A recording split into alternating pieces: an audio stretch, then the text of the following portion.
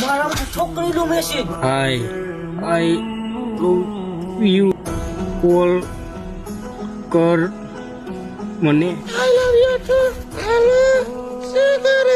કાઈ નહીં, જો તારા આમ વાત કરું. હું નેટવર્ક નહીં આપતું. હલો, હવે આવે છે નેટ? તને જોઈને જ્યારથી તારા સિવાય કશું જોવાના માંગે મન.